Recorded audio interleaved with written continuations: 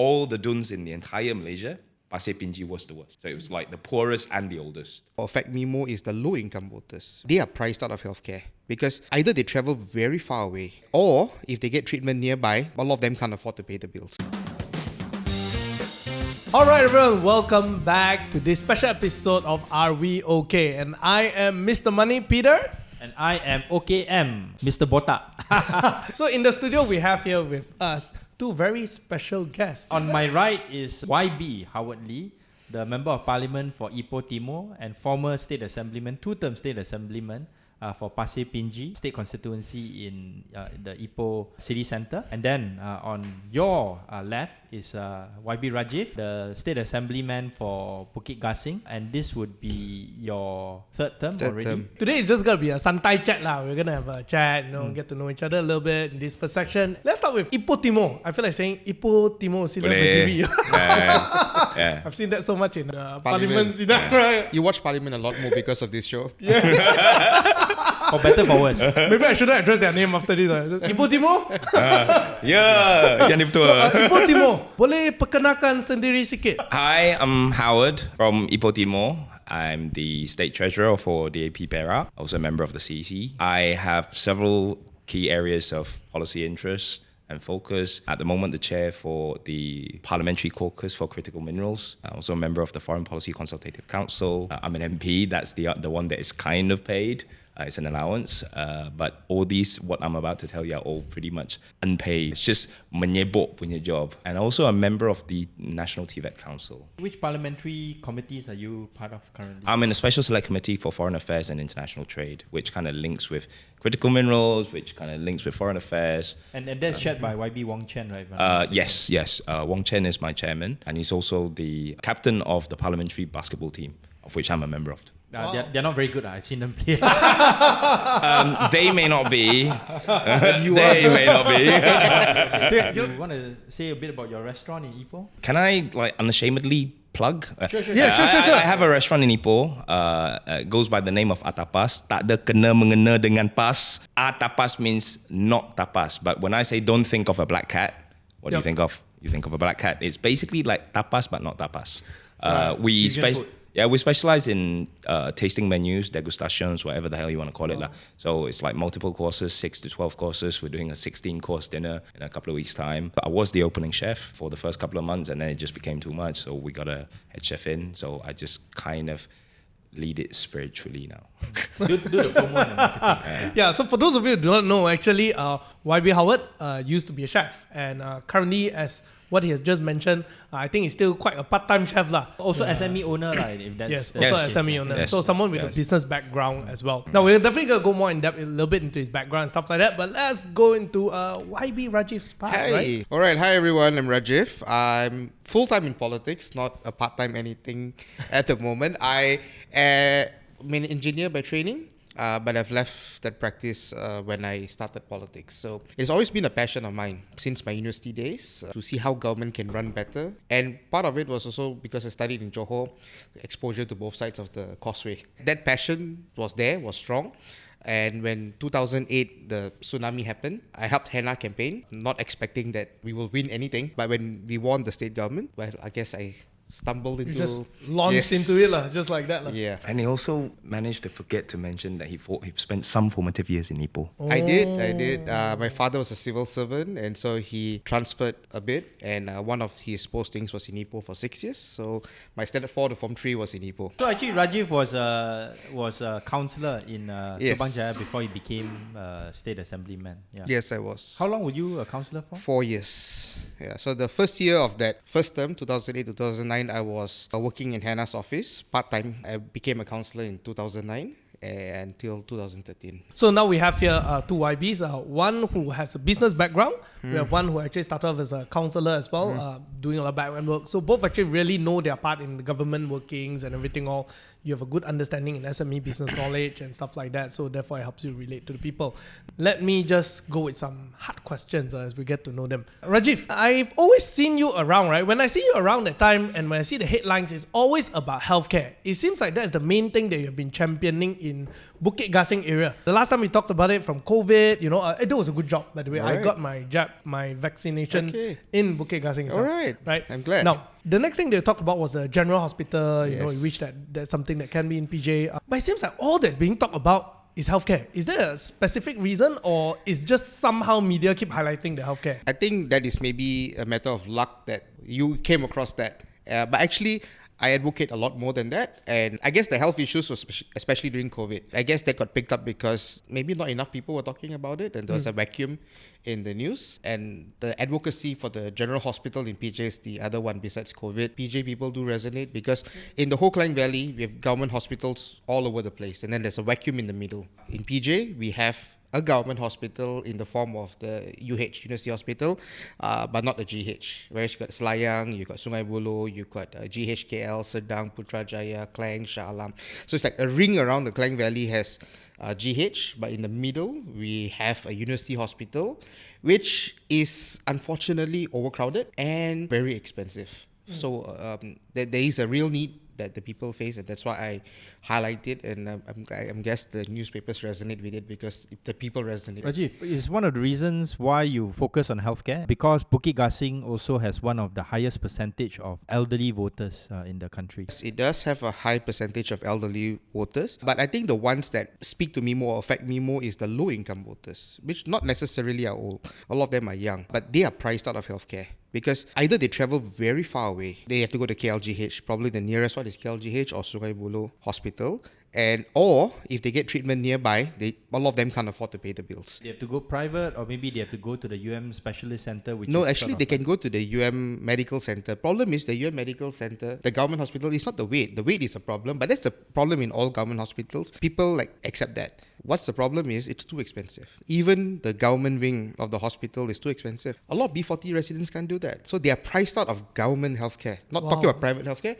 they're priced out of government healthcare. That's why I feel the strong need to speak up on that. I hope that we can move the needle on that in this term. But it's an ongoing advocacy. Yeah, that's true. Actually, the other issue that Rajiv has worked a lot on is the issue of public transportation. So in the beginning of my political journey, there were a lot of people talking about social justice, human rights issues, the economy, education. I looked around to see what matched my interest, and there was a vacuum. And housing, public transport, urban issues, urban planning, these were the issues that was vacuum. No politicians were not really talking about this, and I had an interest in this, and so I actually went a lot into it and spent a lot of energy and advocacy into that. So actually I do speak up a lot of that, but sometimes when your issues are not the sexy topic on the table, then maybe the media doesn't put in the headlines. You remember the COVID stuff because that's what's on the headlines. But actually I do spend a lot of time on those things as well. And I have to say that actually I did see the traffic improvement stuff. Right. Yeah, and that's the part that I remember you doing as well. But I know it's not being advertised that much. But I never thought about that part about GH and UH, that thing. Because I think being so accustomed to living in PJ, right? Paying that 1,000 ringgit for deposit, because my kid was born in government as well. Yeah, so in UH, right? So I also paid the 1,000 ringgit deposit. I felt it was so cheap. But now that I think about it, Because you're comparing to private. Yeah, comparing to private. But actually for the urban poor, no man, it's going to be a lot of money. So I get a lot of the urban poor in PJ coming into my office for help. UH used to be treat you, then give you the bill. Then you run away if you don't want to pay it, or you can't afford to pay it. But now a lot of treatment, like before you get your x-ray, you must pay for it. If not, they won't x-ray you. That's right. That puts a real financial pressure. And I understand UH has its challenges. Government isn't giving them sufficient allocation. They have to charge the patients to make ends meet. So I don't blame the personnel at UH. They have to do what they have to do. But I hope the government can either change UH to the same financial model as the GH, or build a GH in PJ, and we've identified land that they can do so. It's a matter of whether we can get it moving. Maybe now that Rafizi said the airports going to be more private, then he can allocate more money for hospitals lah. There's a good idea. Also with discussion, yes. Also rationalization of subsidy, everything, right? Yeah, Howard. So Rajiv talk about healthcare, talk about public transport. I remember Howard being one of the key proponents of market economics.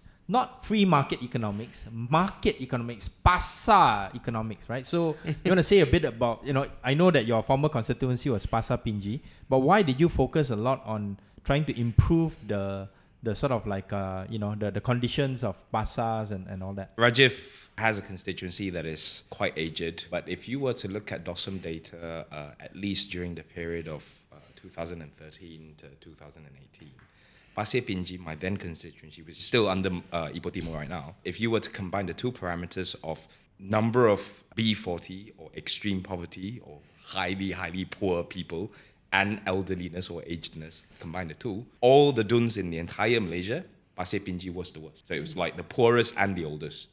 And most of it is actually concentrated. And by the way, Pasir Pinji was a 94% Chinese constituency. So, when people tell you that Chinese people are rich, just go to Pasir Pinji. Just go pusing one round in Pasir Pinji, then you know that there's a very, very different reality.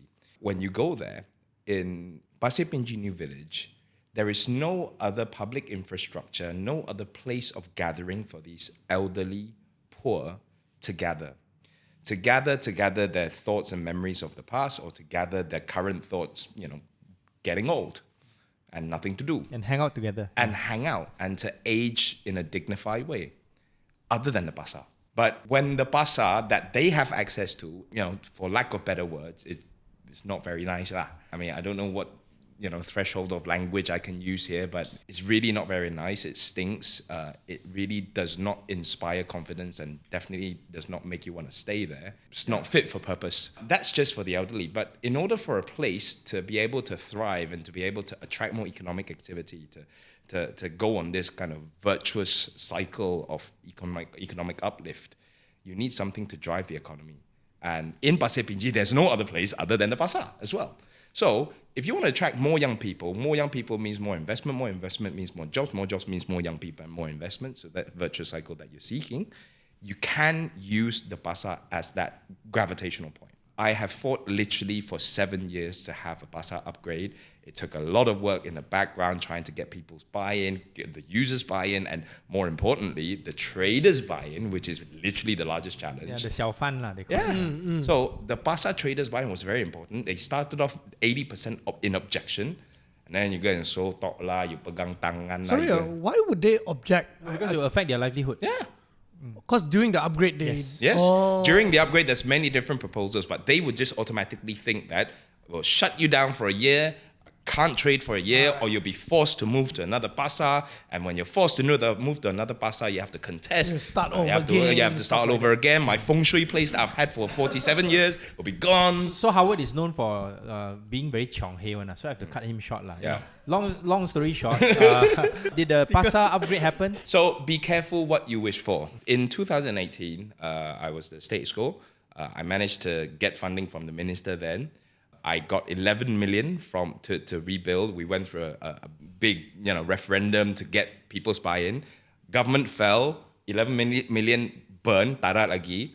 2022, we became government. This time as an MP, I'm going bising the minister. Within the first week of the minister being sworn in, the first pasar rebuild, complete total rebuild that was announced by this government is Pasir Pinji. And then subsequently Chinese New Year, the second day of this Chinese New Year, Pasir Putih, the other pasar in my constituency, got burnt down. So I now have another pasar. So I'm the only parliamentary seat in the entire Malaysia with 2 new pasars coming up within the next 2 years. Wow, so you're the YB pasar lah.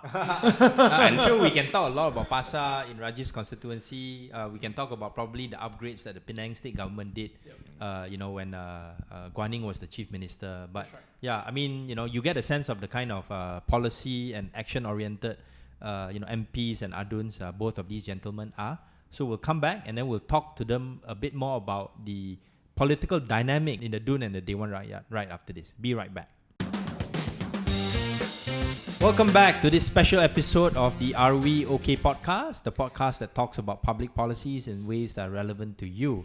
With here today, we have Rajiv, YB Rajiv, ADUN for State Assembly Rep for Bukit Gasing, and also YB Howard Lee, MP for Ipoh Timor and former State Assembly Representative for Pasir Pinji in Ipoh Timor. So now we want to shift a little bit to the political dynamics in our country, specifically in the DUN of Selangor and also in the Dewan Rakyat. I'm going to start with Howard. One of the interesting things that I think some people may find great curiosity is the dynamics within the government MPs, the backbenchers, and also how they respond to the opposition. So is it kind of weird?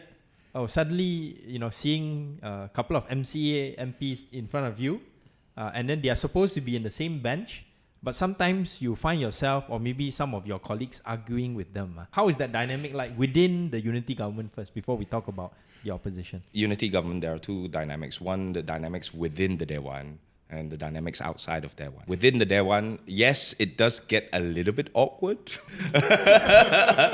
But to be completely honest, the synergy between DAP and Amanah with UMNO, I would say it's seamless, extremely good. And in fact, sometimes that it's synergistic. It's better than just PKI, DAP and Amanah. But the awkwardness comes with MCA. And I'm not going to point fingers at ourselves or the other side, because I'm not here to point fingers. But both sides have a role to play. Absolutely. And it's basically like the north and north of two pieces of magnet coming together. Yeah. So one example is the MP for Kampa. He likes, my neighbor. Your neighbor. Yeah, he likes to eject Wee Ka Siong now and then to push, tekan him. And then recently, I think the MP for Kepong also stood up to ask for the two MCA MPs to be moved to the opposition bench because they didn't show up to support a government motion, a government passing of legislation. So does that make the relationship even more awkward inside the Dewan? Well, previously there wasn't much awkwardness between Kasyong and I, but after what Kepong said, walked into Backbenchers Club the other day, because we have a very small room for the backbenchers to chat and have lunch, to bersilaturahim. I was already there. Kasyong walked in, and he just immediately scolded, "Your friend!" I was like, sorry, I didn't scold you. But I said, I know why he scolded you lah, but maybe you can just explain. And he just scolded me lah. But anyway, I think in the Dewan, there's one set of dynamics. So you are like good friends with him though? I'm not good friends with him. I think there's potential for me to be good friends with him, but the awkwardness now doesn't help. And I think the MCA leaders that are not in the Dewan also will take every opportunity to whack some of the DAP representatives who are in government, especially the Deputy Education Minister. Take you guys behind the curtain. I would say that when I was Deputy Minister during PH 1.0, I found it to be the most awkward answering questions from the UMNO MPs who switched to Bersatu. Not all, but some. I was okay with somebody like Tok Pa, for example, Mustafa Muhammad, because he was very professional and he knew what he was talking about. But for some of the other guys, it was a bit awkward because they were from UMNO. And then they jumped to Bersatu, and then Bersatu was on our side, right? And at that point in time, I can share now, I have more respect for the UMNO guys who continued in opposition compared to the Bersatu guys who jumped, right? So let me ask you now, what's the dynamic or the impression towards the 6 Bersatu MPs who have shifted their allegiance towards Prime Minister? I'm not copping out, but I genuinely don't have much interactions with the 6, which is quite unlike me, because I'm one of those guys who reach across the aisle quite often. In fact, we've been reaching out to UMNO. I started back in 2020, back in Perak. But I honestly don't have personal views on them as individuals and as MPs. But in terms of the position that one needs to take on what they've done, I think right now, this is not a cop-out. The Speaker has to first make a decision. Let the Speaker make a decision first. And I think the overarching view right now is they switched allegiance, if you want to call it that, before the party constitution was made to make it non-seat affecting. DAP, our party, actually made a constitutional amendment as soon as the federal constitution was amended. So I think there's some qualms over whether or not one can judge someone retrospectively. What is your personal view on this? My honest personal view is shouldn't have happened, but it happened. They exploited a legal loophole that was worked into the amendment when it was debated, when it was designed, and when it was amended. So everyone knew it was there. And who suggested it? It was Muhyiddin. Muhyiddin say, takkanlah I kena juga retrospectively. Kalau retrospectively, aku kena sebab aku buang 5 UMNO. Right? So, okay, if everyone knew this and someone leaves the block and then you go and amend constitution because you couldn't be asked to go and do it before that, then on your head be it lah. Now let's switch to Rajiv. How's the dynamics now within the DUN in Selangor with UMNO lah, let's say, because UMNO, they have one exco and then they have who was the leader of the opposition. You're familiar with him. Yes. And then they have one ADUN who's a backbencher who probably doesn't say that much lah. What is the dynamics there? I think we are on good terms, cordial, and I think there's no awkwardness in working together. And I also don't. I mean, with the exco, he's in charge of rural, and so we don't really cross paths much with my constituency in PJ and his overall portfolio. So I see him once in a while. I see him in Dewan, but outside of Dewan, I think I have quite little interaction. How about the Bersatu State Assembly rep who is quite interesting because I think most of our viewers may not know. He was formerly exco in the Selangor State Yes, he government was. together with PH. When the Sheraton move happened, he found himself in opposition. Right, he stuck with Bersatu. He stuck with Bersatu, losing his exco-ship. Yes, losing his exco-ship, although he wanted to realign even at the time, I heard. But now, he won the state elections under Bersatu, and then now he's switched his allegiance. Right, so, first of all, what are the dynamics, if there are any, between you and him? And secondly, what is your viewpoint on, his position in the DUN? Actually, his position in the DUN is... he's all right. He raises up some issues from time to time, but I think it doesn't change the overall dynamic because we've got a decently strong opposition right now, and we have a solid majority. The solid majority it's solid. It's not a situation where we are worried that we may lose the majority at any time. I think we're very confident with the majority that we have, and so that 2 blocks is quite solid. So the dynamic hasn't changed from 1 year ago till today. I think it's still the same. Yeah. Maybe just one final clarification on this. The leader of the opposition, former MB of Selangor, Yes. Azmi Ali, yesterday was the first day of the Dewan, and he said that he wanted this assemblyman from Bersatu to be shifted Out of the opposition bloc. Yep. So where is he sitting now? So he's sitting at the back of that so-called opposition bloc. The bloc is not very... I mean, we have 3 blocks in the State Assembly.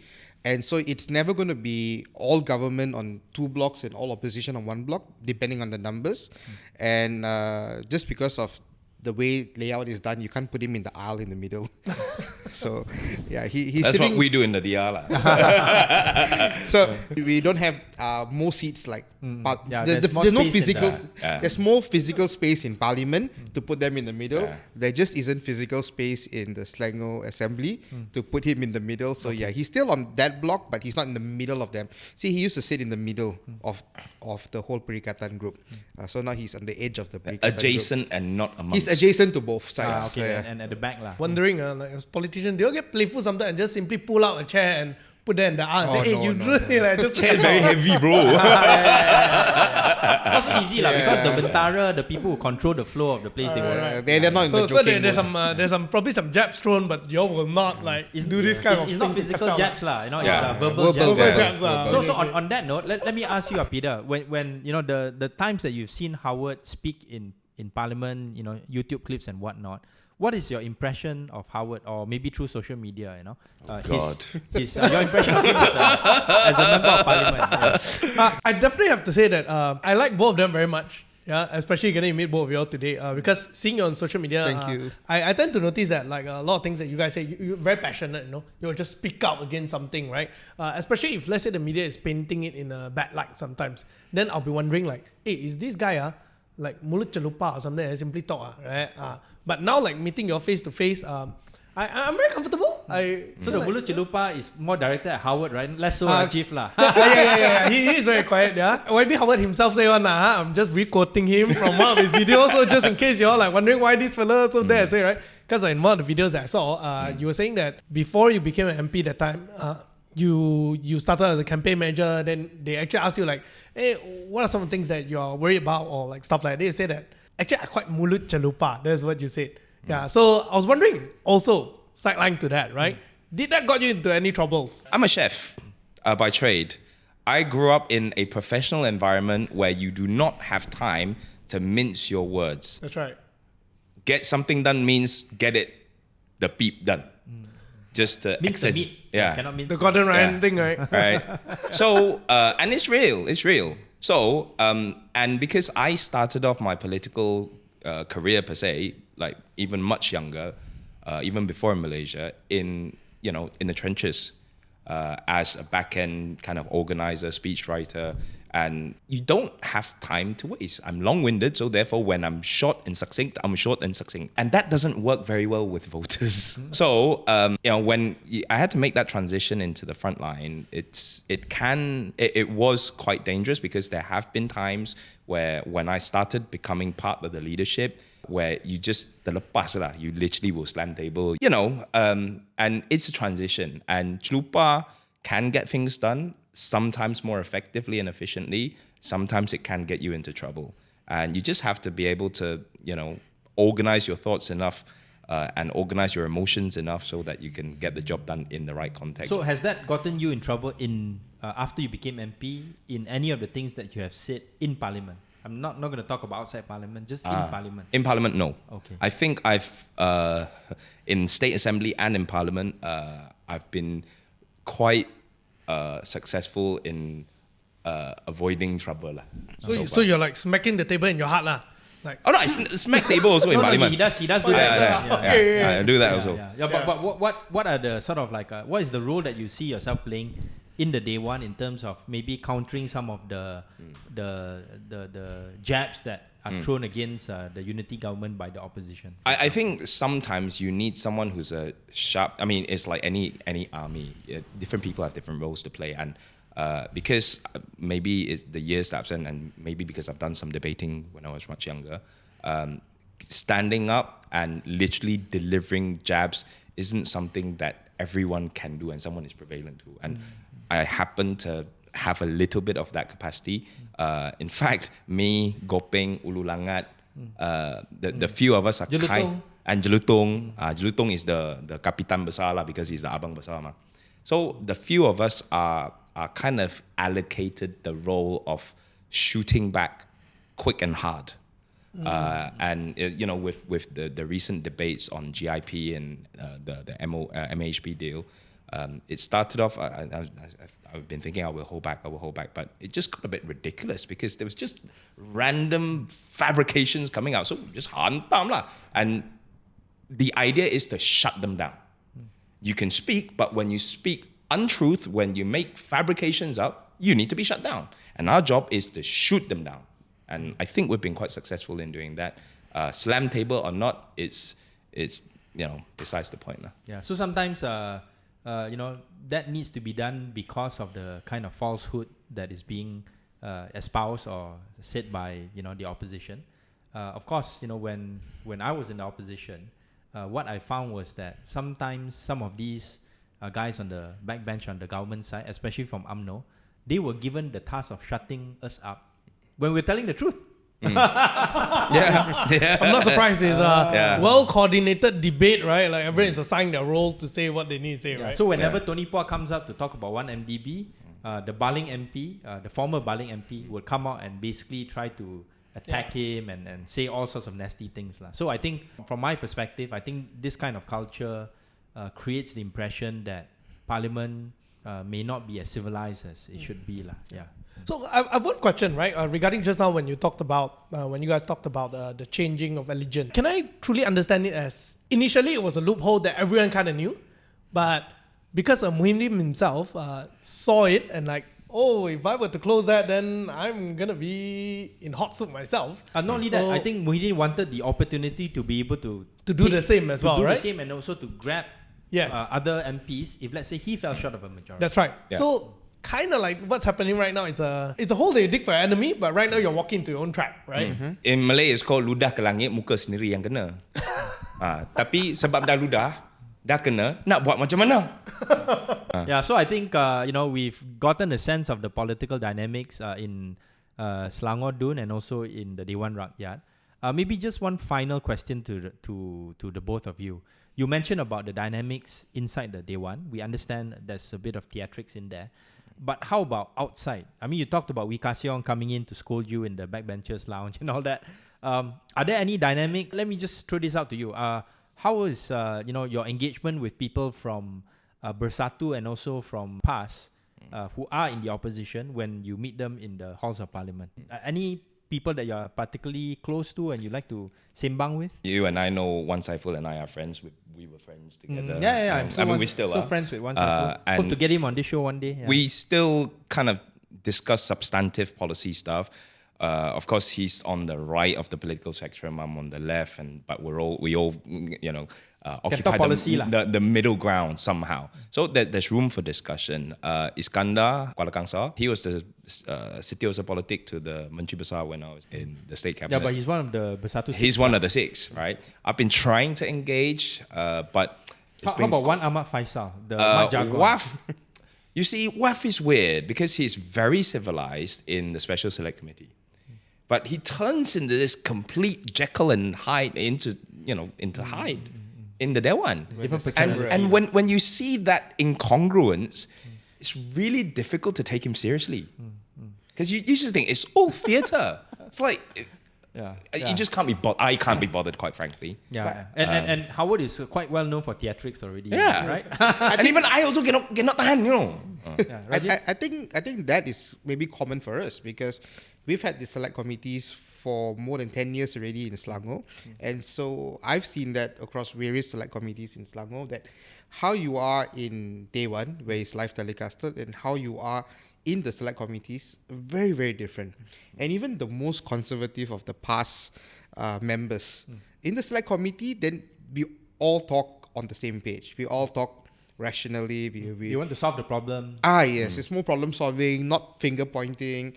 And it's something that I've seen for the last 10 years because we've had the benefit of having select committees from the first term back in 2009, that's the downside of having live telecasts. People perform. Yeah. And it's Perform more for the show, right? Rather than policy. Some MPs have 4 cameras on the tripod while they speak. Before it was banned. We've outlawed that. But I can genuinely say that I'm friends with Langkawi and I'm friends with Kubang Pasu. Okay. Yeah. Yes. I'm not sure what you guys talk about, but good that you're friends.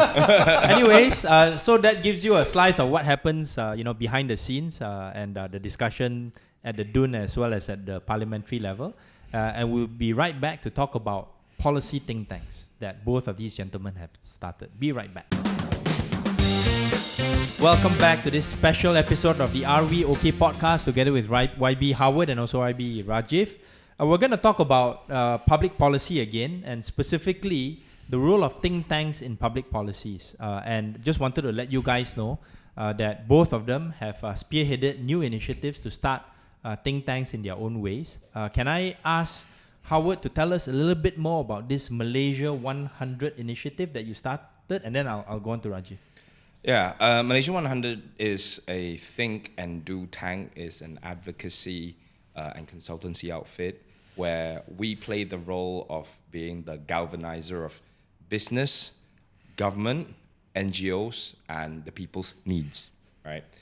This whole entire thing is working towards building a picture of Malaysia when it is 100 years old. So it's building an approach-based policy design framework for a future timeline. Fundamentally, why I put focus on business is it goes back to, we were talking about PPVs. I implemented and managed to somewhat by luck or by whatever, to implement the only mobile PPV of its model, of its kind in the whole country, being an opposition opposition ADUN at the time. And how I did it was literally finding out what the policy framework is, finding where the holes were, bringing in business to say that, look, you need to contribute, but the idea is for you not to contribute in just the outcome once the policy design framework is done.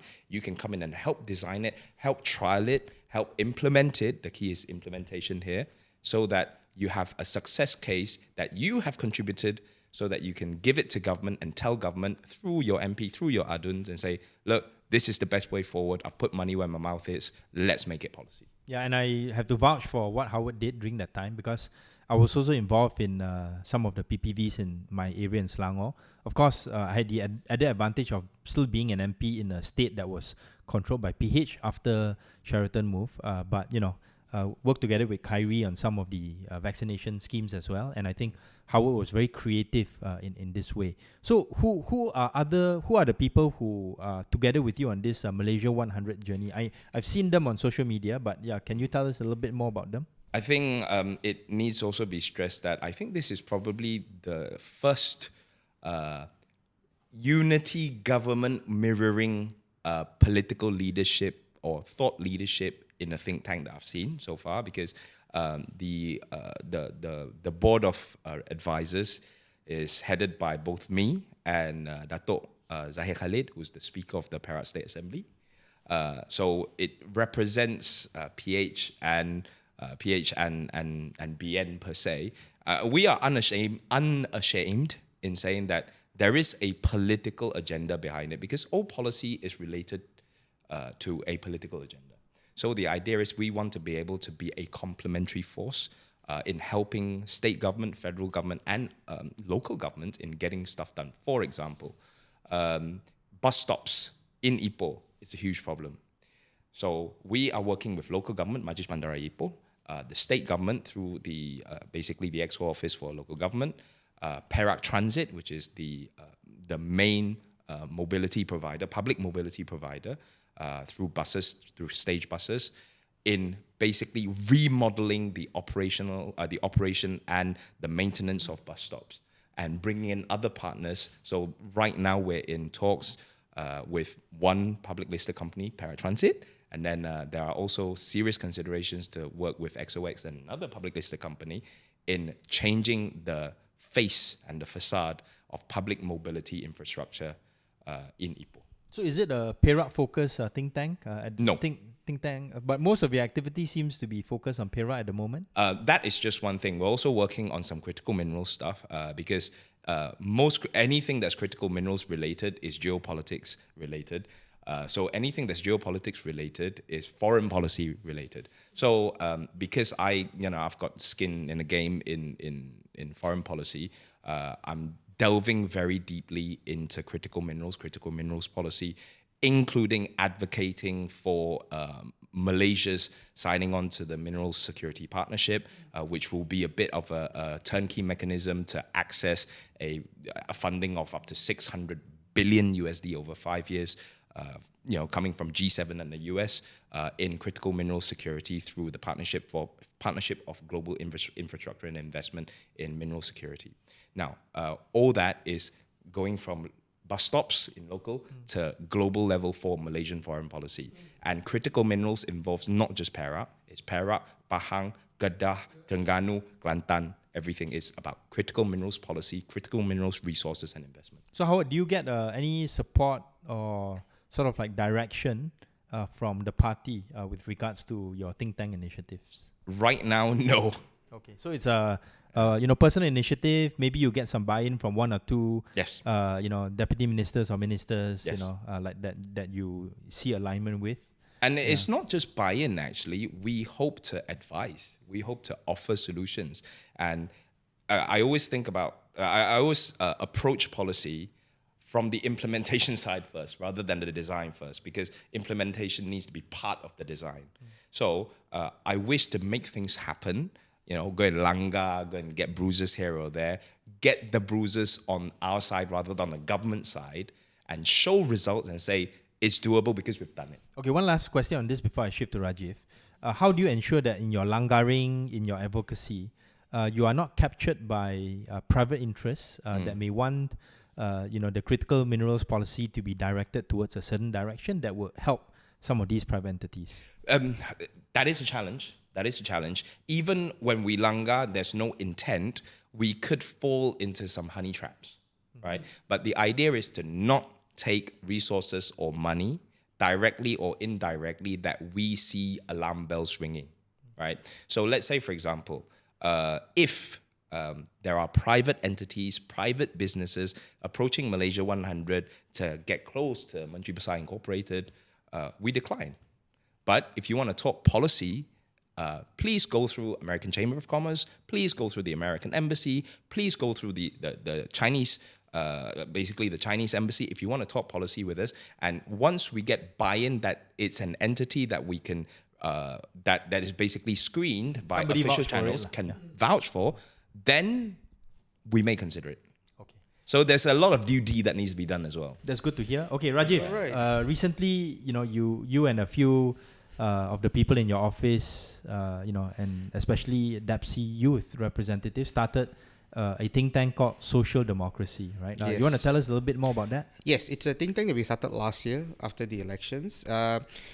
The core people is myself, Kusha and Lalita, and we have an army of interns and volunteers who share the same passion. And the passion is to advocate for progressive policies in this country.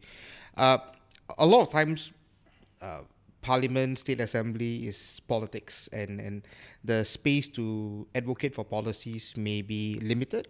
And we want to capture the very essence of our interest in politics, that is to push for progressive policies, then to push for policies that we feel will make Malaysia a much better place. We have 3 areas of focus that we are starting with. One is climate action. The second one is urban issues. So that will include like housing, transport, and the likes of that. And the third one is parliamentary reform. And that would include State Assembly reform to make Parliament and State Assembly play a more effective role in this country. Where we may differ from other think tanks is that we are not just about producing policy papers. I think that's a necessary first start, but that is just the first step. We engage the stakeholders, and we want to engage the ministers and the senior civil servants that are involved in changing the policies that we want to advocate for, to actually bring forward meaningful change. So, like the first paper that we published was on buses to complete the network. So in that paper, we talked about how in the Klang Valley, we still have only 20% ridership of public transport, and it's still a very car-centric environment. And the only way we can overcome traffic jams is that we have to go down the public transport improvement route. It has to be a public transport-centric city, because all around the world, if you're more than 2 million people, you can't get away being car-centric. You will have tremendous traffic jams. If you're 700,000 people like Ipoh, you could design the roads well and get away with being car-centric. So with a lot of smaller American cities, they can get away being car-centric. But if you are more than 2 million and above, you either have terrible traffic jams or you have very good public transport. Look around the world, you can't find a city more than 2 million people that has car-centricness and no traffic jams. Yeah, we usually will look towards our neighbors in the south for some reference. So it's not just Singapore, but it's also Taipei, Korea, Tokyo, and in that advocacy, we talk to Prasarana, we talk to the minister's office.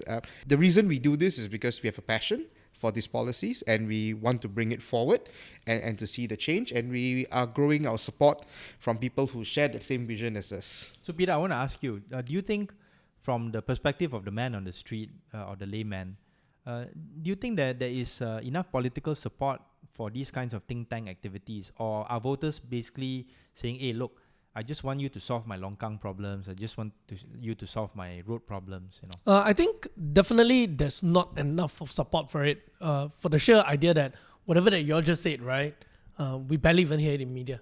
I don't even talk about political support from parties or whatnot, just talk about people itself. People are ignorant about this. And I think maybe before I go on, right, it's good to clarify, like, why is it that, what's the relationship of a think tank with a minister or the policy making, right? Because I think for us, most of the time as a layman, we tend to think that isn't policies should be coming out from you guys, right, who are policymakers. Then why do you need a separate think tank to actually advocate for it? What's this whole thing all about? And this is where the confusion actually firstly starts. Maybe you can I can that? jump into that. I mean, I've been advocating for policy from the get-go, from the time I was a councillor, and when I started being a state assemblyman in 2013, I've been advocating for policy. It's something I do and I'll continue to do. The think tank outfit just makes advocacy a little bit more oomph. It just gives an additional oomph to the advocacy that we do. Yeah. More mobilized, more coordinated. formalized. And the fact that you are building together support.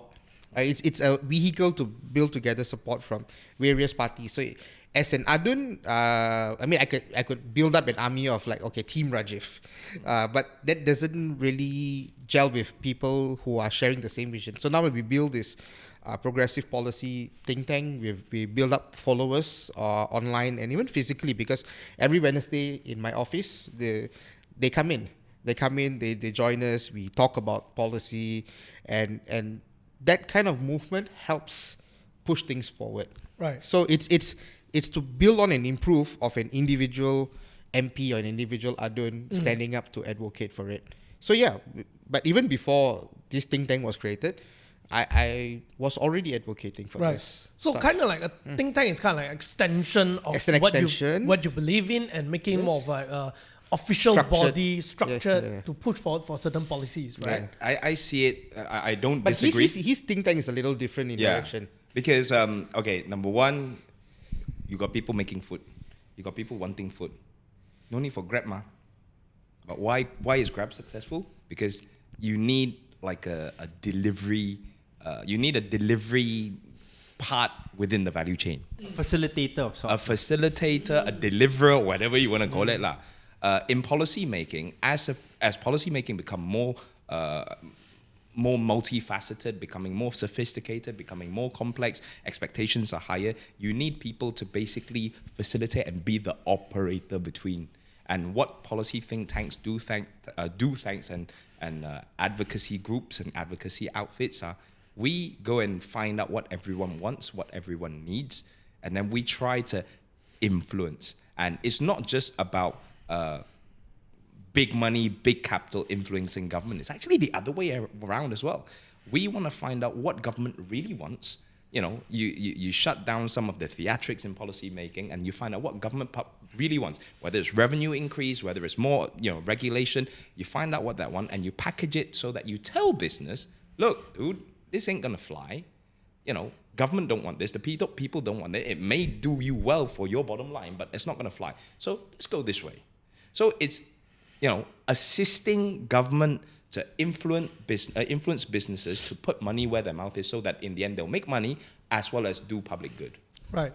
So it's kind of like in business, it's kind of like a consultancy group like that. Lobbying but reverse lobbying. I wanted to avoid the word actually, but That's Howard's one. That's Howard's one. Yeah. so it's a Rajiv is more different style, traditional. different one, right? Right. So then, answering your question is this: I think that actually people need to know about this more, because these are the things that truly concerns rakyat.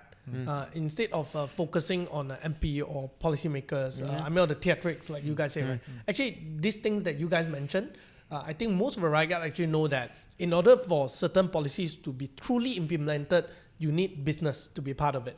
You need people to be a part of it. You need good policy frameworks. That's right. That think tanks and can come up with. Not everyone wants to be like associated with a certain political party or certain political personality, but people want to be associated with certain cause. And Actually, I think that's where.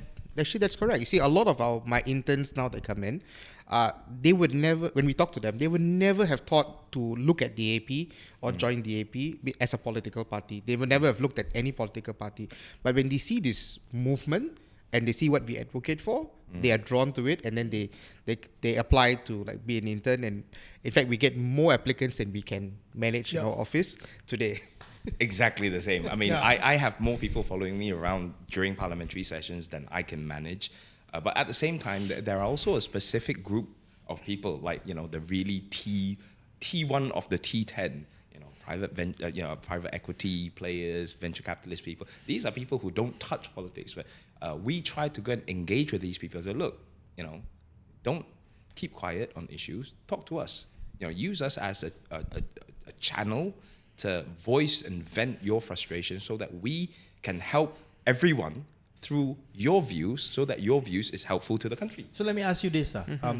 Why wouldn't it be better for, let's say, a political party, DAP, to have its own think tank, where all these energies can be channeled in a more structured and more coherent way, and it would have the attention of the party leaders, compared to your initiatives, which may only have the support of one or two ministers or deputy ministers that you happen to be close to. Actually, I think it's okay also if we don't have the attention of all ministers. Let's be real. I mean, every minister's got too much on their plate.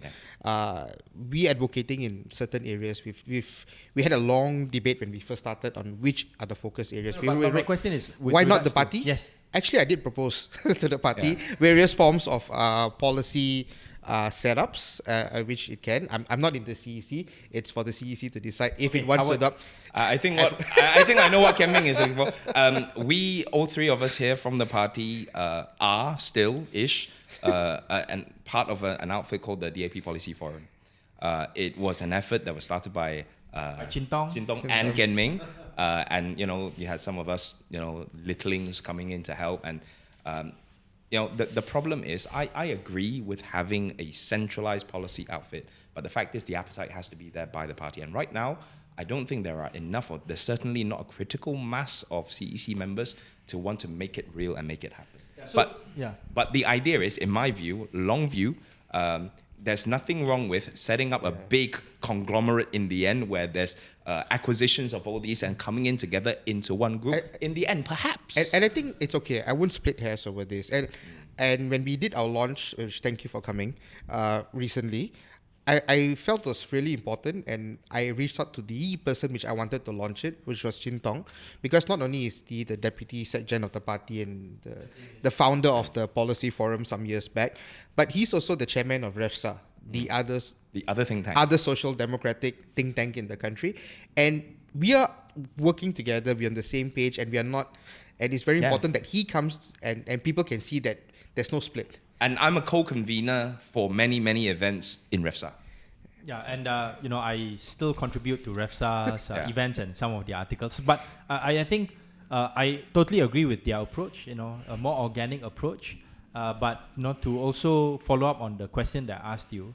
Why isn't there this kind of demand? If let's say the political leadership of any political party doesn't see a need for this kind of more public policy oriented way of doing politics, you will not put that much emphasis on it. Actually, I'm just very surprised by your question, because I always thought that's the basics of a political party. You should have your own think tank for policy. No, that's never been the case in Malaysia, because it's always been about holding on to power and trying to use that power to... I mean, okay. I'm just surprised, because based on my understanding and whatever I read overseas and everything, or even when I talk to many guys who are from UMNO, even UMNO has a policy think tank, like to a certain way, right? Like I talked to some guy who work in the think tank. I mean, if you ask most UMNO leaders, they have no idea what is being produced by the think tank. They don't have a think tank. Yeah, but at least formalizing it to have a... The definition of a think tank in Malay politics is very different. Think tank is a group of people who advise us in the back. Oh, right. A think tank that we are looking at that we are trying to form are actually structured organizations. That should be the case, right? Like, I think we are a growing democracy. I think essentially every party has policy that is put forward. I mean, look at the history of the AP. We have been fighting against corruption. We have been fighting against marginalization by race, and that's the main policy. So they may not be the detailed breakdown of all the other 50 different policies, but the main policy is clear. So it's not like the political parties exist without policy. The big headline policy is quite clear. But but when you are sitting in government, then you need to go beyond that. You need to start thinking about what's your climate policy, what's your transport policy, what's your housing policy, what's your education policy. A lot of which we can put it aside when you're in the opposition and you're just focusing on certain main narrative. More soundbite policies. Exactly. I think the key point here is, if I say critical minerals, 9.9 out of 10 people don't know what I'm talking about. Yeah. And it's not sexy. And if it's not sexy, it doesn't gain you eyeballs. Eyeballs is the currency in politics. Yeah, no, he should say rare earths, then everyone will, or then name a specific one that's more sensitive. Like you should talk about whether you're pro-Linus or not. Exactly. That's right. But the thing is, reality is more, I can even say actually Linus deals with rock-based ore of basically bastnite and monazite. And then once I start all of the critical minerals. once I start talking about that, then people just shut off because they don't understand. because it's not just rock-based ore. There's ion absorption clay. And the processing and separation and extraction and beneficiation value chain is completely different. So you can see, the kind of nerdy things that we get into when we talk about policy. But maybe just wrap up on this front.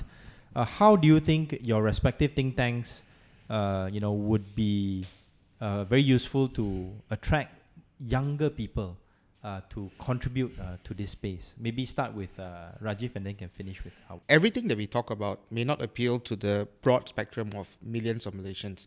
So it will not make it to the mainstream news headlines. But now with social media, it's about niche. Niche following and niche passions. And everything that we talk about, we get a different following. When I talk about climate action, I get a different following. When I talk about housing issues, I get a different following. And because of that, the space that we create, it's a rare avenue for people who have a passion. Now, if I dial back myself 20 years ago and having passions towards public transport, if there was a think tank that was pushing for public transport 20 years ago, I would have signed on. I would have joined them. I may not have been drawn to a broad-based political party, but I would have been drawn to a think tank or an outfit that is passionately talking about public transport. I've built quite a significant constituency level service team by advocating for a green pasar, right? It's exactly what Rajiv said. It's about zooming into some thematic areas and creating a space so that you can hit critical mass, that it becomes an organization and an advocacy in itself. So in critical minerals, in mobility, in basically placemaking. I mean, that's another area which we're putting a lot of focus on. So the idea is to provide platforms for people with similar interests to gather and to have a gravitational pull for people to enjoy their interests. And if in that context they can contribute to the country, contribute to the party, then why not? Yeah, so I think to wrap up, want to say that what you guys are doing is really a great public service. And our role here at Are We OK is to try to give more voice to these kinds of initiatives, to let people know that these are issues that matter to you as a man and woman on the street, and we hope to encourage more of this kind of debate at the mass level as well. Any last thoughts, Peter? I think that's fantastic because as a business person myself and also as a rakyat, I may not be too keen on being a part of politics per se, but those things that you mentioned about a think tank, I think those should be really highlighted. And I personally am surprised, and I wish that every single political party should have a policy think tank as a backbone of structure, because that gives a reassurance that it's not just theoretics, but there's a lot more that can go on to implementation.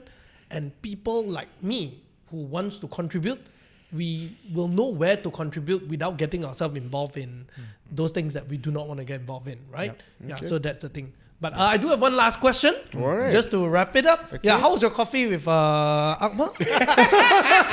Peter's referring to back to politics. I reaching just out had to ask that, right? Rajiv reaching out to Akmal Saleh, the UMNO youth chief. And I think this draws to the question that I was asking just now with regards to the political dynamics between PH and UMNO. So yeah, maybe you Alright. can start and then Howard can Maybe you wrap can up. give a bit of background to the audience as well, just in case Alright. they've forgotten the So, issue, right? so that, I mean, Akmal is very vocal on many issues, but that particular issue was a few months ago, and it was to do with vernacular schools. And Akmal was coming out for abolishing vernacular schools, streamlining all schools to one system. And there was a lot of back and forth in the press between various politicians and himself, for and against.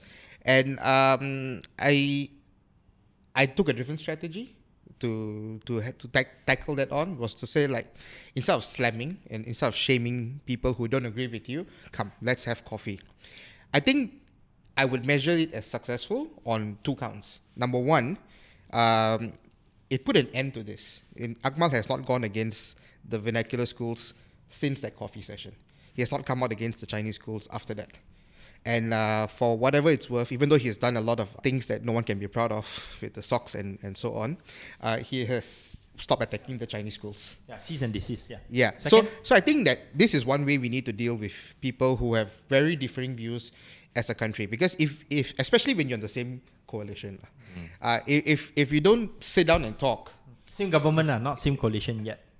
sort of like same government. Okay, yes. All right. So, pardon the slight difference. But if you don't sit down and talk, you won't go anywhere. You'll just keep shooting pot shots at each other all year long. So you have to sit down and talk if you want to ever get them to understand you and for you to understand them. If you're not willing to listen, then they also won't be willing to listen. And then the second success factor? The second success factor is we talked about education. At the end of the very long-winded conversation, he actually agreed to a suggestion. Because we put forward many things. If you talk about unity, then I pointed to him all the other problems to unity. You think single school is the problem for unity? It's not. There's so many other policies in this country that are, the cause of unity problems. So, okay, we talk about this, and he and I actually agreed to one policy change that immediately I reported to Anthony Loke. And also, we wrote a letter to Fadlina, the education minister, which is B40 students who achieve 7 A's and above in SPM should be guaranteed a spot in matriculation. That shouldn't be denied the opportunity to pursue their education. A version of that was announced by the PM recently. Yeah, but I don't think Akmal, in your discussion with him, said, all these non-Malay students need to be fasih dalam bahasa Melayu. No. In the coffee, he didn't bring them up. Okay. But one thing that we caveated it, because we went back and forth on that, was that we decided we'll set the bar a bit lower, which was B40, not all. B40, we had to start somewhere and move it up, but Anwar decided to go a step further to say all. Yeah, we'll talk about that in a separate episode. Howard, any final thoughts about Akmal Saleh, since you were former DAP youth chief? You were not crossing with him, right? You left DAP before he became youth chief, right? I was with counterparted with Ashraf.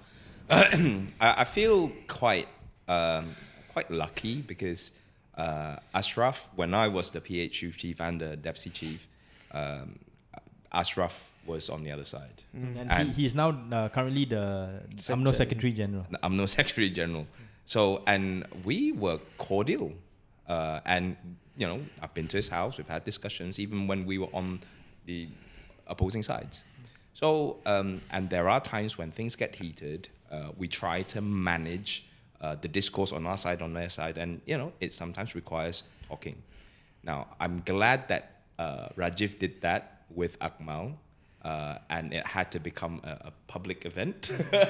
But I think I'm quite familiar with dealing with the other side, but it looked like dealing with someone of your own on the same side is actually more challenging. But your other side is the same as my same side. Exactly. So I would suggest that what Rajiv did to become more mainstream is just reaching out to people on the other side or on this side who feels strongly about things.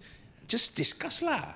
If you don't discuss, you're not going to find commonality, and it's all about finding commonality. And actually, when this coffee thing with Akmal was up, a lot of people, press, organizations, wanted it to be a public debate, a live debate. And I refused.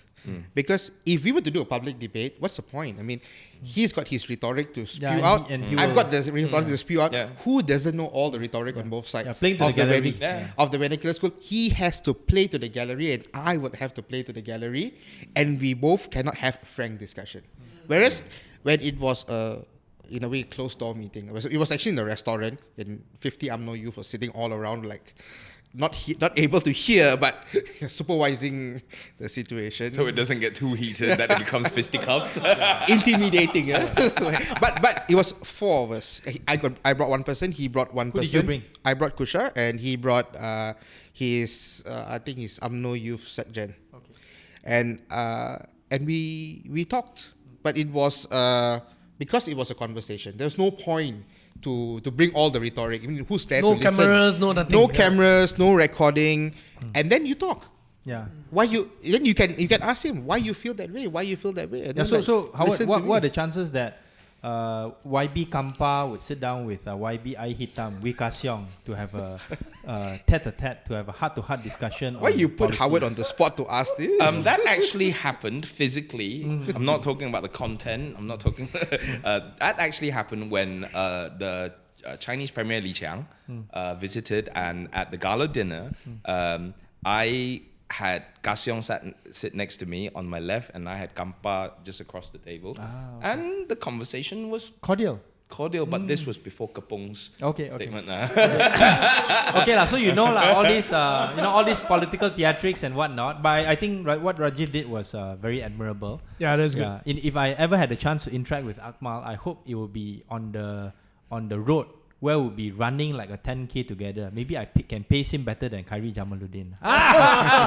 Anyways, By the way, when I say cordial, it was awkwardly cordial. see, got caveat. All right, with that, I'd like to say thank you very much to YB Rajiv and YB Howard. Thanks for having us on the show. Thank you very much. Thank you. Thanks also for your friendship over the years. Glad that we can have this open and honest discussion here on the Are We OK podcast. All right. See you soon. Okay, bye-bye. Bye.